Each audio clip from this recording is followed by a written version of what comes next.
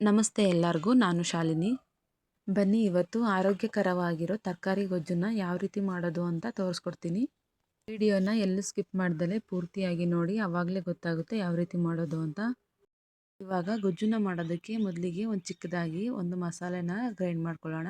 ಒಂದು ಅರ್ಧ ಕಪ್ ಆಗುವಷ್ಟು ತೆಂಗಿನಕಾಯಿ ತುರಿ, 1 ಚಮಚ ಆಗುವಷ್ಟು ಅಚ್ಚಕಾರದ ಪುಡಿ, 1.5 ಚಮಚ ಆಗುವಷ್ಟು ಧನಿಯಾ ಪುಡಿ, ಹಾಗೆ ಕಟ್ ಮಾಡಿರೋ ಅಂಥ ಒಂದು ಈರುಳ್ಳಿ ಹಾಕ್ಕೊಂಡು ರುಬ್ಬೋದಕ್ಕೆ ನೀರು ಎಷ್ಟು ಬೇಕಾಗುತ್ತೋ ಅಷ್ಟನ್ನು ಮಾತ್ರ ಹಾಕ್ಕೊಂಡು ನುಣ್ಣಗೆ ರುಬ್ಬಿಟ್ಕೊಳ್ಳೋಣ. ಮಸಾಲೆ ರುಬ್ಕೊಂಡಾದ್ಮೇಲೆ ನಾವಿಲ್ಲಿ ಸ್ಟವ್ ಆನ್ ಮಾಡಿ ಒಂದು ಕುಕ್ಕರ್ನ ಇಟ್ಕೊಂಡಿದ್ದೀನಿ. 1-2 ಚಮಚ ಎಣ್ಣೆ ಹಾಕ್ಕೊಂಡು, ಎಣ್ಣೆ ಕಾದಾದ ನಂತರ ಸಾಸಿವೆನ ಹಾಕ್ಕೊಂಡಿದ್ದೀನಿ.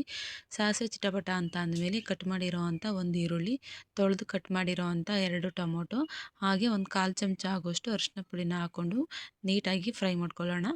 ಟೊಮೊಟೊ ಎಲ್ಲ ನೀಟಾಗಿ ಸಾಫ್ಟ್ ಆಗಬೇಕು, ಅಲ್ಲಿವರೆಗೂ ನಾವು ಫ್ರೈ ಮಾಡ್ಕೋಬೇಕು. ಎಲ್ಲ ಸಾಫ್ಟ್ ಆಗಿದೆ. ನಾನಿಲ್ಲಿ ಕ್ಯಾರೆಟು, ಬೀನ್ಸು, ಬೀಟ್ರೋಟು ಮತ್ತು ಆಲೂಗೆಡ್ಡೆನ ಹಾಕ್ಕೊಂಡು ನೀಟಾಗಿ 1-2 ನಿಮಿಷ ಫ್ರೈ ಮಾಡ್ಕೋಬೇಕು. ಇದಕ್ಕೆ ನಾನು ಕಡಲೆಬೇಳೆನ ಒಂದು ಅರ್ಧ ಕಪ್ ಆಗುವಷ್ಟು ತೊಗೊಂಡಿದ್ದೀನಿ.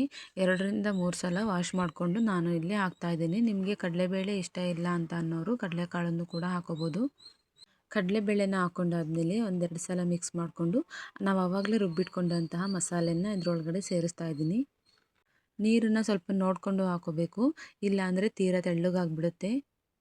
ತರಕಾರಿನ ತಿನ್ನಲ್ಲ ಅಂತ ಅನ್ನೋರಿಗೆ ಈ ರೀತಿಯಾಗಿ ಗೊಜ್ಜನ್ನ ಮಾಡಿಕೊಟ್ರೆ ತುಂಬಾ ಇಷ್ಟಪಟ್ಟು ತಿಂತಾರೆ.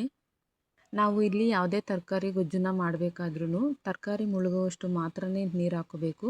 ಹಾಗಿದ್ರೆ ಮಾತ್ರ ನೀಟಾಗಿ ಪರ್ಫೆಕ್ಟಾಗಿ ಬರುತ್ತೆ. ನೀರನ್ನು ನಾವೀಗ ಕರೆಕ್ಟಾಗಿ ಹಾಕ್ಕೊಂಡಾಗಿದೆ. ಇವಾಗ ರುಚಿಗೆ ತಕ್ಕಷ್ಟು ಉಪ್ಪನ್ನು ಹಾಕ್ಕೊಂಡು 1-2 ಸಲ ಮಿಕ್ಸ್ ಮಾಡ್ಕೊಳ್ತಿದ್ದೀನಿ. ಇವಾಗ ಮಿಕ್ಸ್ ಮಾಡ್ಕೊಂಡಾಗಿದೆ. ನಾನಿಲ್ಲಿ ಕುಕ್ಕರ್ ಕ್ಯಾಪ್ನ ಕ್ಲೋಸ್ ಮಾಡಿ ಒಂದು 5-6 ವಿಷಲ್ ಹಾಕಿಸ್ಕೊಳ್ಳೋಣ. ಈ ರೀತಿಯಾಗಿ ಮಾಡಿಕೊಟ್ರೆ ಎಲ್ಲರೂ ಕೂಡ ಇಷ್ಟಪಟ್ಟು ತಿಂತಾರೆ. ಇವಾಗ 5 ವಿಷಲ್ ಆಗಿದೆ. ನಾನು ಕ್ಯಾಪ್ನ ಓಪನ್ ಮಾಡಿ ತೋರಿಸ್ತಾ ಇದ್ದೀನಿ ಯಾವ ರೀತಿ ಬಂದಿದೆ ಅಂತ. ಕರೆಕ್ಟಾಗಿ ಬಂದಿದೆ.